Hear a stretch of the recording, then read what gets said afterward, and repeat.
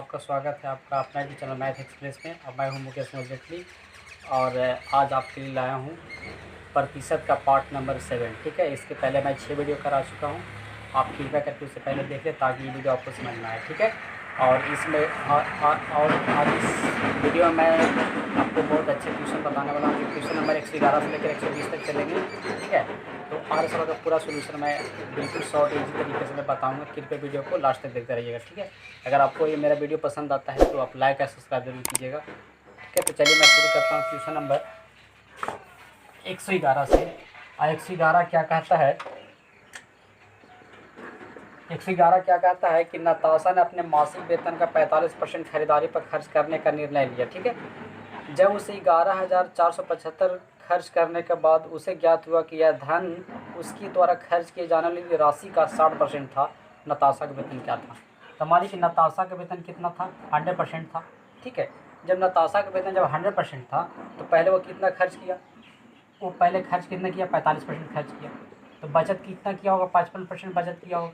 ठीक है, फिर कहता है कि विशेष शेष आय का 15% उसकी पुस्तकों पर कहता है कि यह धन उसके द्वारा जब ज्ञात होता है कि 11,475 रुपये खर्च करने के बाद उसे ज्ञात हुआ कि यह धन उसके द्वारा खर्च किए जाने वाली राशि का कितना था? 60% था। ठीक है, कितना था वो राशि का? 60% था। मतलब फिर राशि का कितना था? 60% था। तो खर्च कितना था वो उसका? 11,475 रुपया। ठीक है, तो मान लेते हैं कि उसका राशि कितनी है? 100% है। तो 100% कितना खर्च किया? पहले 45% खर्च किया। तो 45% कितना होगा? 100 होगा।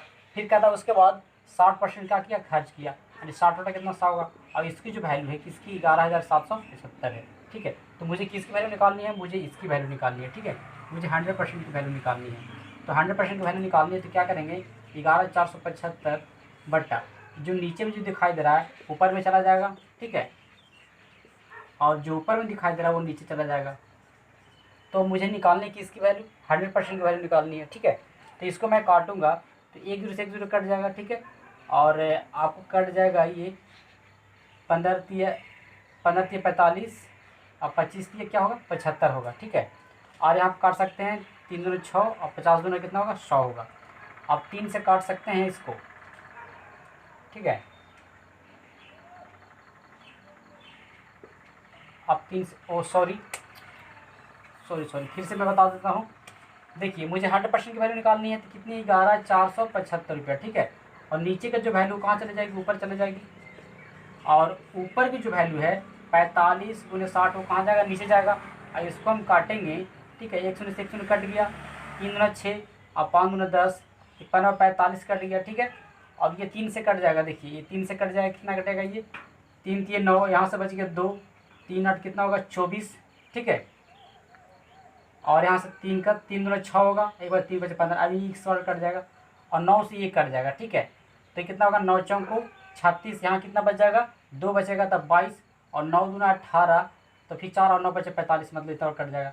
तो आप देख सकते हैं 425 गुनी कितना हो जाएगा? यहाँ पे 100 आ जाएगा।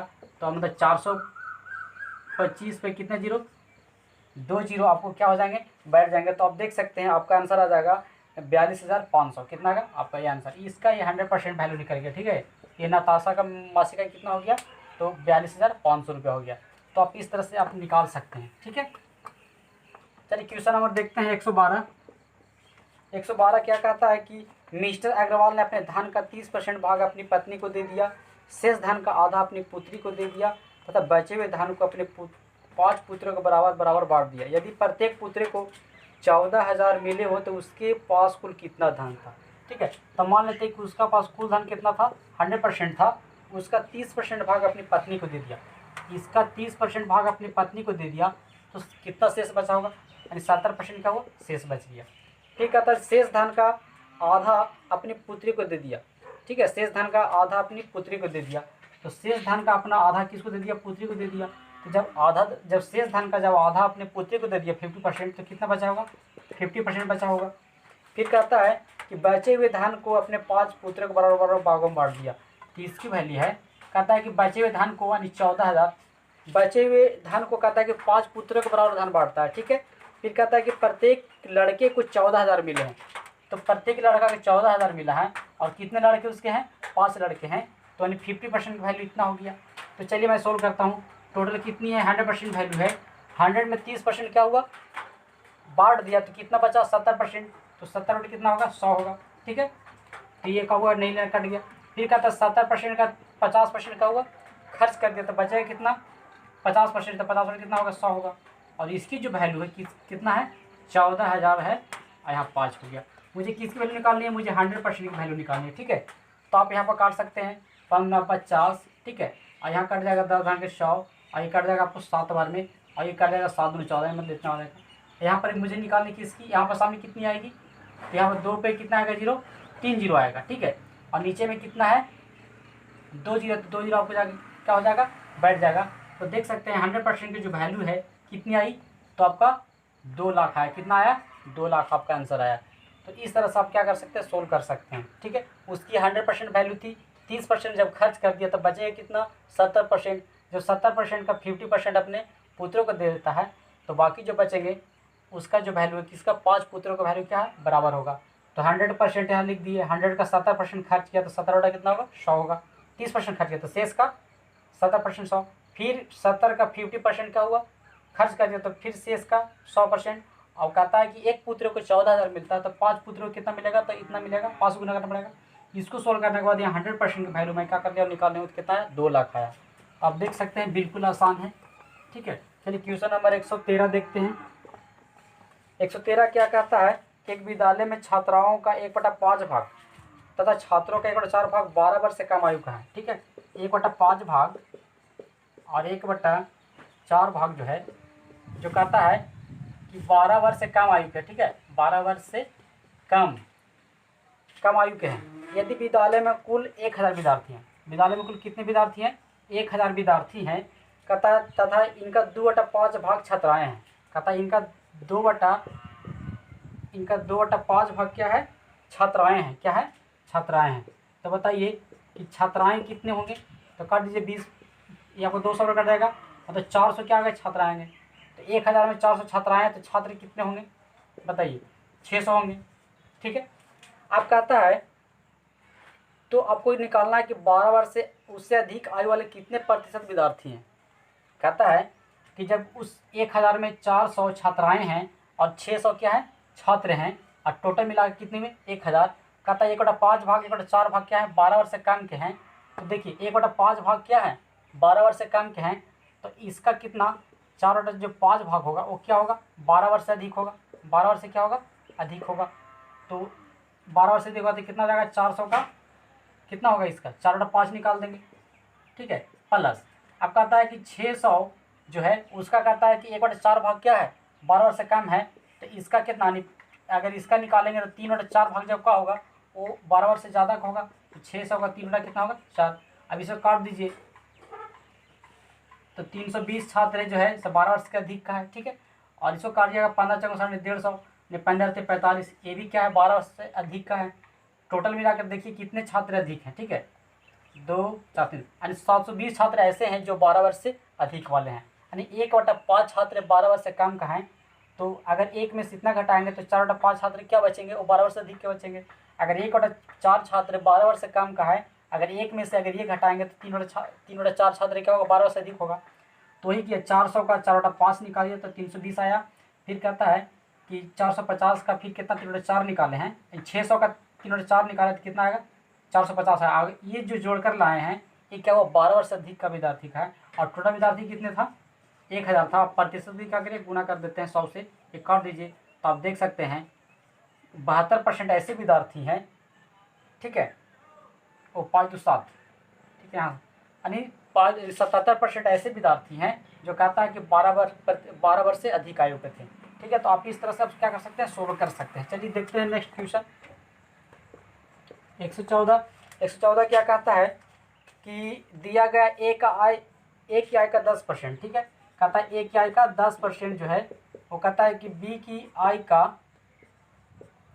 का कितना है, बी का आय का 15% है। ठीक है, तो परसेंट से परसेंट क्या करते, खत्म कर देते हैं। यहाँ 3 बचे 15, यहाँ 2 बचे 10, तो यहाँ जाएगा 2a बराबर कितना जाएगा, 3b। और अगर मान लीजिए अगर यहाँ ए की वैल्यू निकालते हैं तो अनुपात क्या हो जाता है, पलट जाता है, 3 अनुपात कितना हो जाएगा, 2 हो जाएगा। फिर आगे कहता है कि वो बराबर है, ठीक है, सॉरी, फिर कहता है ये बराबर है, ठीक है, इसको भी सोल्व करते हैं फिर से।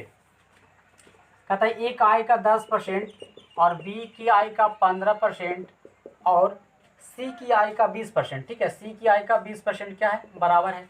तो प्रतिस्पर्धी क्या हो जाएगा, कट जाएगा यहाँ पे, तो यहाँ जाएगा 2 पचे 10, 3 पचे 15 और 4 पचे 20, मतलब 2A बराबर 3B बराबर 4C, मतलब ये आ जाएगा। अब इसका अनुपात निकालना है, ठीक है, मुझे निकालना है ए, बी और सी की वैल्यू निकालनी है। तो देखिए अगर ए का वैल्यू निकालेंगे, अगर ए का निकाला तो ए को छुपा लीजिए, बाकी जो अंक दिखे उसको गुना कर देना है, 3 जो कितना होगा 12 हो जाएगा। मुझे बी का निकालना है तो बाकी जो दिख रहे हैं अंक तो कितना होगा, 4 दूना कितना हो जाएगा, 8 हो जाएगा। और फिर सी का निकालना है तो कितना हो जाएगा, 3 दूना 6। इसका अनुपात निकालिएगा तो आप इस तरह से निकल गया, ठीक है, तीनों का वैल्यू निकल गया। और आगे दिया हुआ कहता है कि ए बी सी की कुल आय का योग 78,000 है। कुल आय कितना है, 78,000 है कुल आय, ठीक है। और यहाँ कुल आय कितना है, 6 4 10 3 कितना 13। मुझे क्या निकालना है, मुझे निकालना है बी की आय कितनी है, मुझे निकालना बी की आय। तो बी की आय कितनी है, 4 है, तो 4 से क्या करेंगे, गुना कर देंगे, तो 13 6 78, तो 6 चौको 24 पर कितना जीरो, 24,000।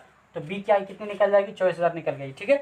तो आप देख सकते हैं बिल्कुल ईजी तरीके से बनाया गया है। चलिए देखते हैं। कहता है कि मोहन ने अपनी कुल संपत्ति अपनी पत्नी, 3 पुत्रों, 2 पुत्रियों तथा 5 नाती नातिनों में इस प्रकार वितरित की कि प्रत्येक नाती नातिनी को प्रत्येक पुत्र का 1/8 भाग तथा प्रत्येक पुत्री का 1/10 भाग मिले। उसकी पत्नी को उसके पुत्रों एवं पुत्रियों के कुल भाग का 40% मिले। यदि प्रत्येक पुत्री को 1.2 लाख मिले तो उसकी पत्नी और 3 नाती नातिनों को कुल कितना धन मिला। तो ठीक है, तो मान लीजिए कि उसके नाती नातिनों को मैं एन से डिनोट करता हूँ, उसके बेटा का एस से और उसके बेटी को डी से डिनोट करते हैं। तो कहता है उसके नाती नातिनों का जो है उसके बेटे का कितना 1/8 भाग मिलता है और उसकी पुत्रियों का कितना 1/10 भाग मिलता है। ये तीनों आपस में क्या है, बराबर है, ठीक है। तो जब बराबर रहता है तो अनुपात सेम टू सेम रहता है, ठीक है। तो नाती नातिन कितनी हो जाएगी और सन हो जाएगा, यहाँ पे कितना हो जाएगा डॉटर 1 8 और 10, क्योंकि बराबर में जो वैल्यू जो नीचे दिया हुआ उसका वही रियल वैल्यू हो जाता है।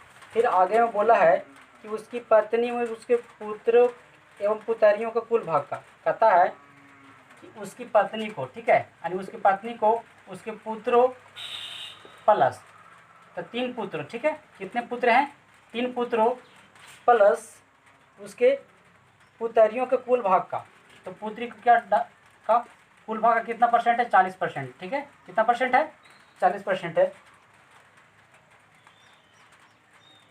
और उसकी पुत्री कितनी है, 2 पुत्री है, कितनी पुत्री है, 2 पुत्री, ठीक है।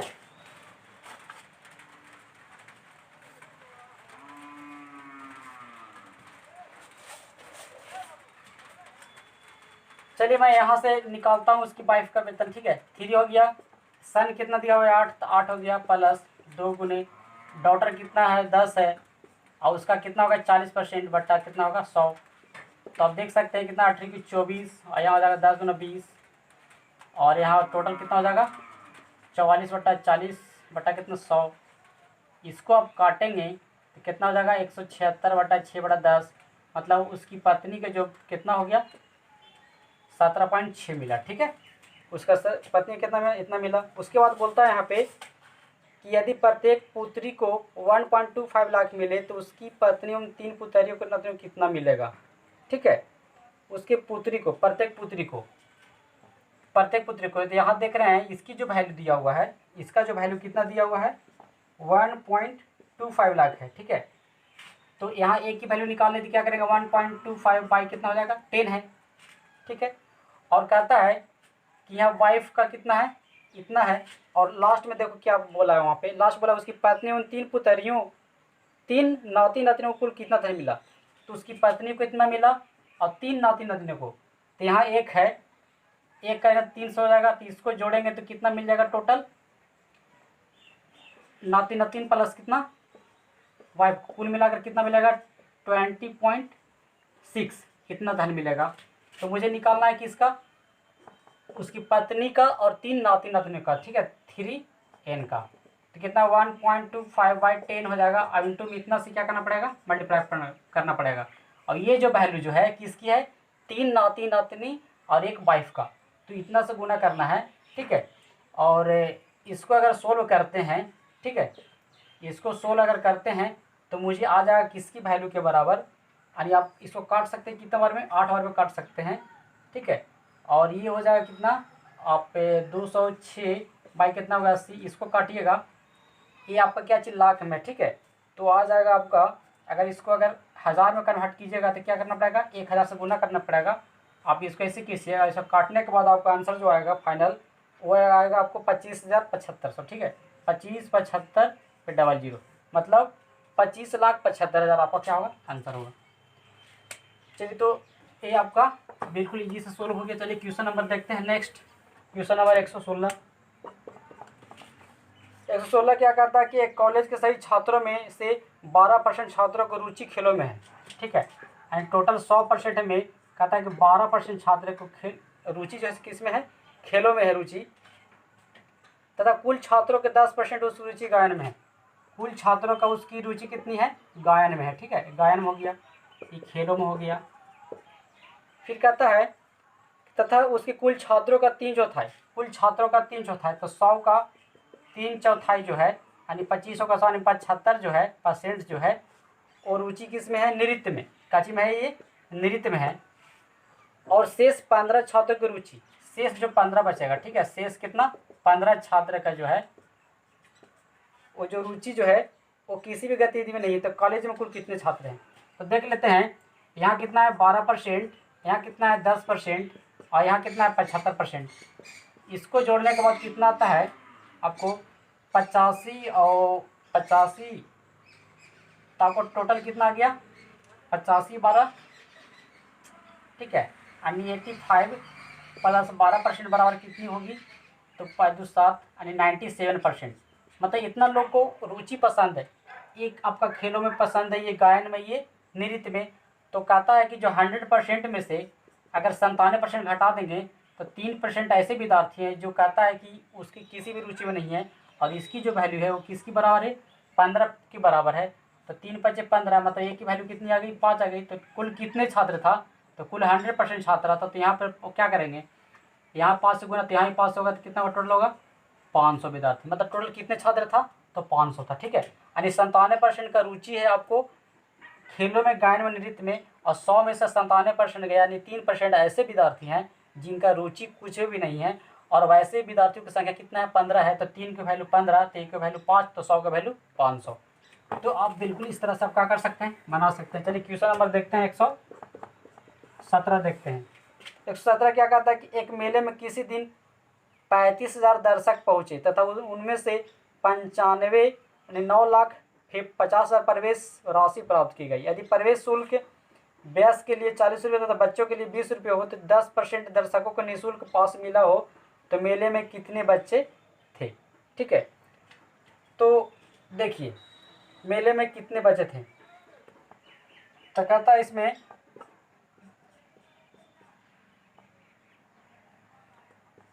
मानिए कि टोटल कितने दर्शक थे, 35,000, ठीक है। कितने दर्शक थे, 35,000। 35,000 में क्या थे, वयस्क भी था, ठीक है, क्या थे, बच्चे भी थे, और 10% निःशुल्क वाले भी थे, ठीक है। निःशुल्क मतलब फ्री को देखने वाले थे, ठीक है। तो 35,000 का 10% कितना होगा, 3500, कितना होगा 3500 का। अगर वयस्क को 100 मानते हैं और बच्चे को y मानते हैं, ठीक है, और टोटल कितने विद्यार्थी था, टोटल 35,000 था। तो x + y, इस सारे को जोड़ दीजिए, 3500 इक्वल कितना होगा 35,000, ठीक है। तो x + y बराबर कितना होगा 35,000, माइनस ये 3500 क्या करेंगे, माइनस करेंगे, तो 0 0, और 10 में से 5 जाएगा 5, इसमें से कितना बच गया, 14 में से 3 जाएगा, कितना बचेगा 11 का 1, ठीक है, हाथ में 1 और 3 है कितना, मतलब इतने ऐसे बच्चे हैं, मतलब x और y का वैल्यू कितना, इतना आ गया।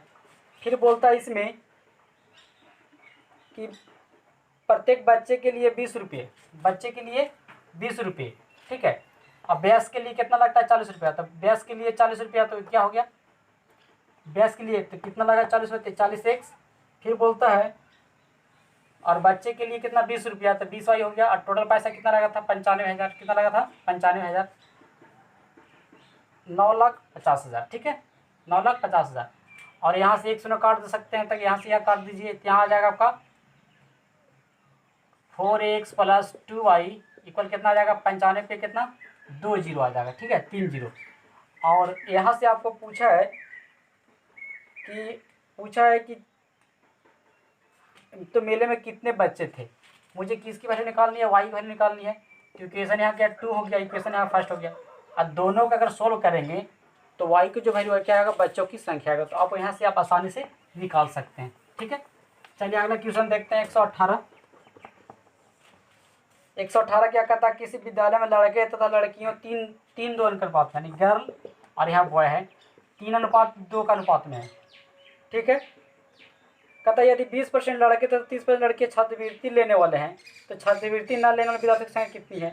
कहता है कि 20% छात्र छात्रवृत्ति लेने वाले हैं तो 80% छात्र क्या कर छात्रवृत्ति न लेने वाले हैं और 30% लड़कियां, ठीक है, पहले लड़के, ठीक है, बॉयज है, उसके बाद क्या है गर्ल है। यानी 20% जो लड़का है वो छात्रवृत्ति लेता है तो 80% नहीं लेता है, ठीक है।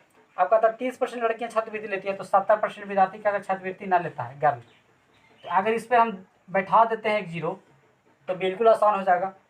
तो टोटल कितने स्टूडेंट हो गए, तो 50 स्टूडेंट हो गए। 30 का 80% कितना होगा 24 होगा, ठीक है, जो कहता है कि छात्रवृत्ति न लेने वाले हैं। और यहाँ पे कितना होगा 7 दूनी 14, यानी 24 विद्यार्थी, 24 लड़का और 14 लड़की जो ऐसे हैं जो छात्रवृत्ति न लेने वाले हैं, तो कितनी इसकी संख्या हो जाएगी, तो इसकी संख्या 38 हो जाएगी, ठीक है। तो इसका प्रतिशत निकालना है तो 38 का निकाल दीजिए, 50 का कितना 100, तो ये कट गया 2 बार में, मतलब 8 दूनी 16, 3 दूनी 6, 76% ऐसे विद्यार्थी हैं दोनों मिला के जो छात्रवृत्ति न लेने वाले हैं।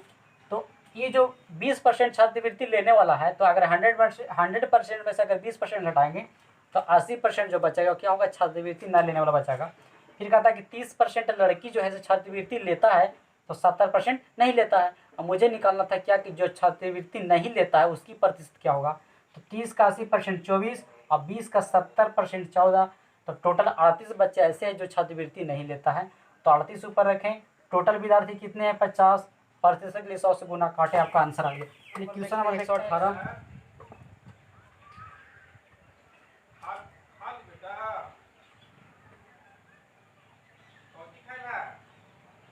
एक 119 देखते हैं, ठीक है। क्वेश्चन नंबर 119 देखते हैं। कहता है कि किसी परिवार के चावल, मछली तथा खाद्य तेल पर किए जाने वाले व्यय 12:17:3 का अनुपात में है। इन वस्तुओं के मूल्यों में क्रमशः 20%, 30% तथा 50% की वृद्धि हो जाती है, तो परिवार के इन वस्तुओं पर किए जाने वाले व्यय में कुल कितनी वृद्धि होगी, ठीक है। तो पहले देख लेता हूँ, पहले जो था इसका 12 अनुपात, ठीक है, 12, 17 और 3 का अनुपात में था, ठीक है। ठीक है, ये व्यय किया जाता था, ठीक है। पहले चावल पे, राइस पे, दूसरा मछली पे यानी फिश पे, और तीसरा खाद्य तेल पे मतलब ऑयल पे। ये राइस पे 12 रुपया, फिश पे 17 रुपया और ऑयल पे कितना 3 रुपये की पहले इसका व्यय था। लेकिन क्या हुआ कि बाद में इनके मूल्य में 20%, 30%, 50% की वृद्धि कर दी गई, ठीक है, वृद्धि कर दी गई, ठीक है। तो अगर सपोज दैट अगर इसमें अगर 1 जीरो देते, इसमें 0 देते, इसमें 0 देते हैं, कोई दिक्कत नहीं, ठीक है। तो कहता है कि 120 का पहला में कहता है कि 20% की वृद्धि होती, कितनी की, तो 20% की वृद्धि होती, कितना है 120/100 करेंगे, 100 कट गया, कितना हो 144। पहले था 120, अब कितना हो गया 44 हो गया, क्यों, क्योंकि 20% वृद्धि हो गई, ठीक है। अब कितना 170 है, इसमें कहता है कितना की वृद्धि होती है, इसमें कहती है कि 30% की वृद्धि होती है, इसका 130% निकाल देंगे, ठीक है। ये कट गया, कट गया, इसको गुना कीजिएगा तो 170 और 70 51, मतलब 1 हो गया 7 12, यानी 221 रुपये, कितना हो गया ये 221 रुपया हो गया, ठीक है। और ये कहता है कि 30 रुपया, इसमें कहता है कि 50% की वृद्धि हुई, ठीक है। तो 50% कहने का मतलब है आधा, तो 30 है तो 15 वृद्धि होगी, इसका 15% तो 115 हो गया, बटा कितना होगा 100, 50% है ना, हाँ 50%, कितना 50%, तो 150 कितना होगा 100 होगा, 100 कट गई, 15 कितना होगा 45। अब कहता है कि परिवार की इन वस्तुओं पर किए जाने वाले व्यय में कुल कितनी वृद्धि हुई, व्यय में कुल कितनी वृद्धि हुई। तो इसका जोड़ लीजिए, ठीक है, इसका जोड़िए कितना आया, पहले कितना था 0, 7 3 10, 2 12 का 2, हाथ में 1 1 1 2 1 कितना, तो टोटल पहले कितना था 320 था। यहाँ देखते हैं कितना वृद्धि हुई, तो 5 6 4 कितना होगा 10 का 0 हाथ में 1, 4 2 6 6 4 10, 10 और 1 11 के एक हाथ में 1, 2 3 1 कितना 4। तो पहले देखिए 320 रुपया पहले खर्च था, अब कितना बढ़ गया, तब देखिए कितना बढ़ा, तो 410 बढ़ गया, 410 हुआ, कितना 320 घटाइए तो 0 हो गया, 11 में से 2 जाएगा कितना हो जाएगा 9, और यहाँ मतलब 90 रुपये की वृद्धि हुई, कितना में, कितना से, पहले 320 से वृद्धि हुई थी। अब प्रतिशत के लिए क्या करेंगे 100 से गुना, ये से ये कट गया, और इसको काट सकते हैं 16 दूना 32, 45 दूना 90, ठीक है, 5 दूना 10, 8 दूना 16, और कटेगा नहीं कटेगा, ठीक है। इसको आप परसेंट में ला सकते हैं कितना, 45 5 5 25, 5 को 20, 20 से 2 कितना होगा 22 बटा कितना 8। इसको आप चेंज कीजिएगा तो कितना हो जाएगा, आप 8 से भागा दीजिए, ठीक है, तो कितना हो जाएगा 225, तो 8 दूना 16, ये हो जाएगा कितना यहाँ पे 6 5, और 8 8 64। तो कहने का मतलब है कि आंसर आ जाएगा इसका 28.1/8%, इतना की क्या हुई वृद्धि हुई। तो देख सकते हैं बिल्कुल आसान मेथड है, इस तरह से आप क्या कर सकते हैं, इसको सोल्व कर सकते हैं। चलिए क्वेश्चन नंबर लास्ट देखते हैं 120। 120 क्या कहता है कि ए की आय का 5%, बी की आय का 15% तथा बी की आय का 10% और सी की आय का 20% हो, तो बी की आय अगर 8,000 रुपये हो तो तीनों का कुल आय कितनी है। कहता है कि ए की जो आय जो है, ए की आय का कितना है 5% है, जो कहता है कि बी की आय का कितना है 10%, 15% है, कितना है 15% है। तो परसेंट से परसेंट क्या हो गया, खत्म हो गया, 5 दिया 15 हो गया, तो ए बराबर क्या हो जाएगा यहाँ पे 3 भी हो जाएगा, ठीक है। अगर मैं इनका अनुपात निकालता हूँ तो अनुपात क्या हो जाएगा, पलट जाएगा, तो पलट जाएगा तब तो ए का वैल्यू कितना हो जाएगा 3 हो जाएगा, और बी का कितना हो जाएगा 1 हो जाएगा, ठीक है। इसी तरह से आगे में करते हैं कि बी की आय का 10%, तथा बी की आय का कितना 10% बराबर है सी की आय का कितना परसेंट बराबर है 20% के बराबर है, ठीक है। तो परसेंट से परसेंट क्या होगा, कैंसिल, 10 दूना 20, 2 बार में कट गया, यहाँ बी बराबर कितना हो गया 2C। अगर बी और सी का अगर अनुपात देखते हैं तो कितना होगा 2:1 होगा। मुझे क्या यहाँ पर ए बी सी का निकाल लीजिए, ए बी सी का वैल्यू निकाल लीजिए। ए बी कितना है 3:1 है, बी सी कितना है 2:1 है, ये 2 है तो यहाँ 2 दीजिए, ए 1 है यहाँ दे दीजिए, 1 हो गया, ये कितना हो गया 2, आई 3 में 6, इस अनुपात में हो गया।